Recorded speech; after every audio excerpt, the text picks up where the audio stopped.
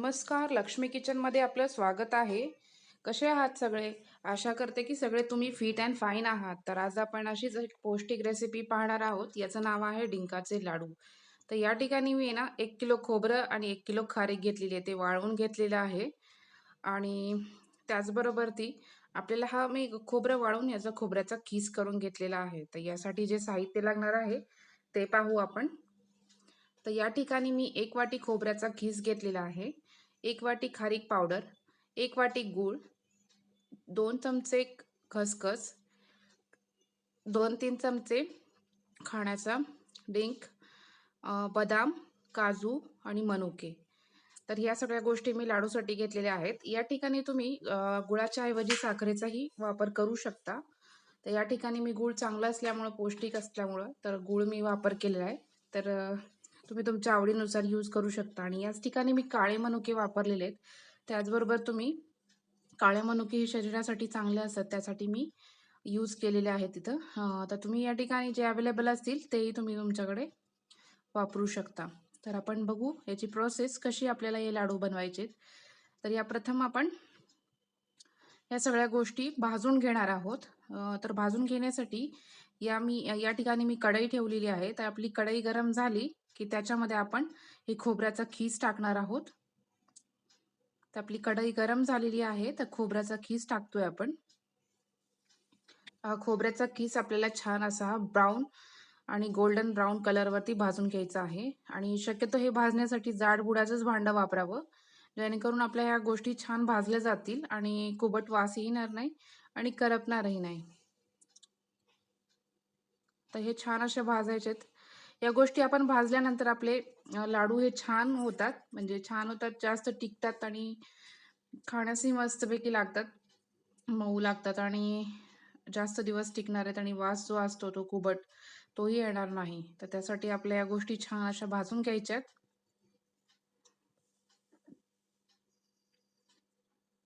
आणि मीडियम गॅसवरतीच आपल्याला हे भाजून घ्यायचंय, जेणेकरून आपलं हे करपणार नाही. छान असं हे मंद आचेवर भाजलं जाईल आपल्या मीडियम गॅसवर.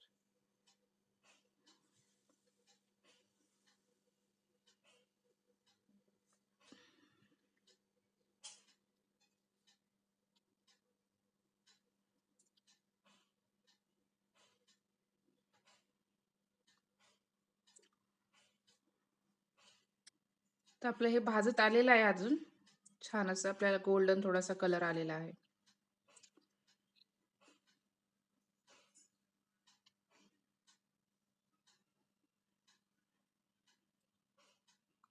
तर आपलं हे छान असं भाजून झालेलं आहे आणि एका भांड्यामध्ये म्हणजे ताटामध्ये काढून घेते. आणि त्याचबरोबर आपल्याला नंतर आपली जी खारीक पावडर आहे तीही आपल्याला छान भाजून घ्यायची आहे.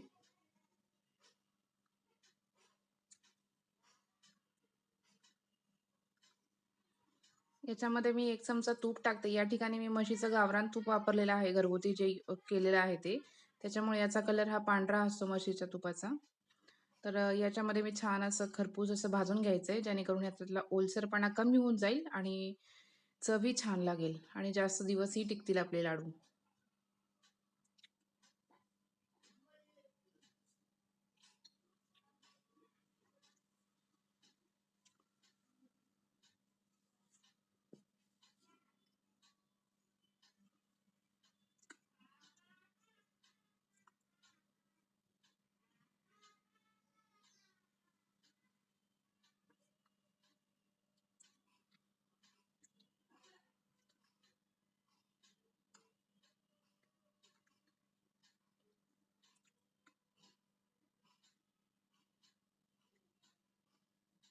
तर आपलं हे छान भाजून झालेलं आहे. मी एका ताटात काढून घेतलेले आहे खोबरं आणि हे खारीक पावडर. तर या ठिकाणी आपल्याला जे बदाम आणि काजू होते त्याचे थोडेसे मोठे तुकडे केलेले आहेत मी आणि त्याच्यावरती थोडंसं तूप टाकून आपल्याला तेही छान पद्धतीने भाजून घ्यायचे.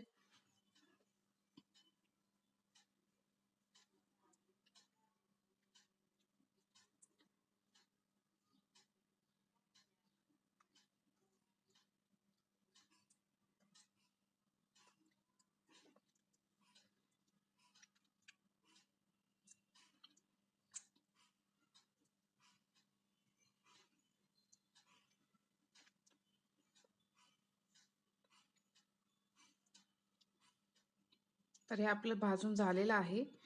एका मी आपल्या ताटात काढून घ्यायला आपल्या. आणि त्याच्यानंतर आपल्याला काळे मनुके जे आपण घेतले होते ते त्याच्यात ते थोडंसं तूप टाकून तेही छान आपल्याला भाजून घ्यायचे आहेत आपल्याला.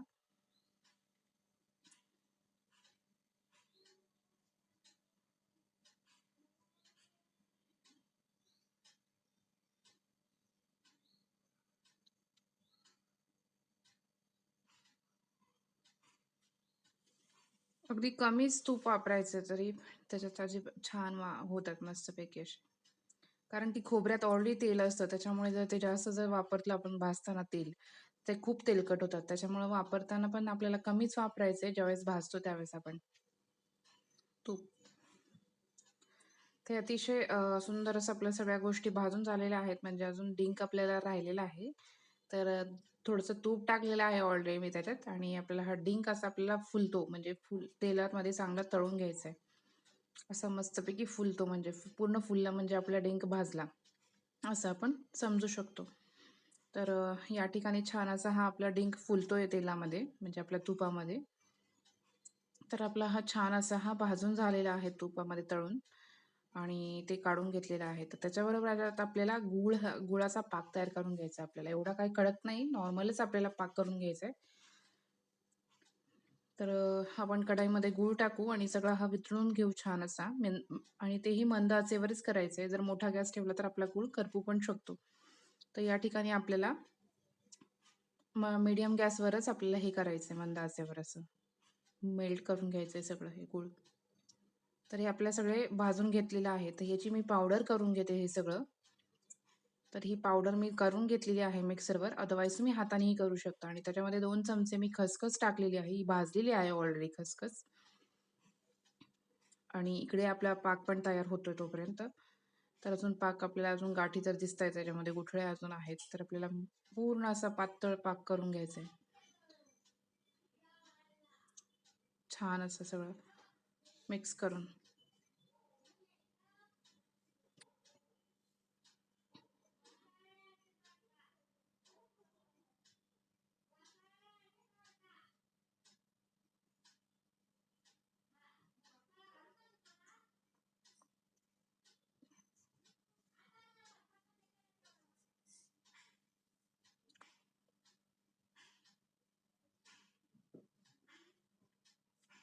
तर ऑलमोस्ट आपल्या सगळ्या ह्या गाठी गेलेल्या आहेत आणि एकदम छान अशी कन्सिस्टन्सी झालेली आहे या पाकाची. तर त्यातच आपल्याला तूप टाकायचं थोडंसं 1 चमचाभर. जेणेकरून आपला पाक जास्त कडक नाही होणार आणि आपले लाडू हे जे मऊ असतील म्हणजे मऊ राहतील थोडेसे. तर त्यासाठी थोडंसं आपल्याला तूप टाकायचं याच्यात.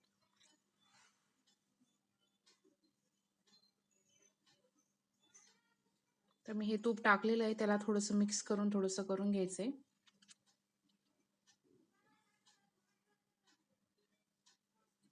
छान असं हे त्याच्यामध्ये थोडंसं अजून मिक्स होऊन द्यायचं आहे आपला गूळ सगळा तुपामध्ये बऱ्यापैकी.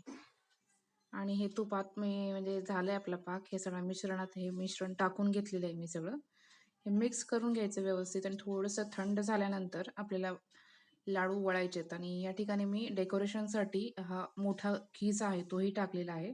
या ठिकाणी तुम्ही वापरला तरी हरकत नाही म्हणजे नसेल तरी ठीक आहे. अदरवाईज वापरला तरी दिसण्यासाठी खूप छान दिसतात म्हणून मी या ठिकाणी वापरलेला आहे.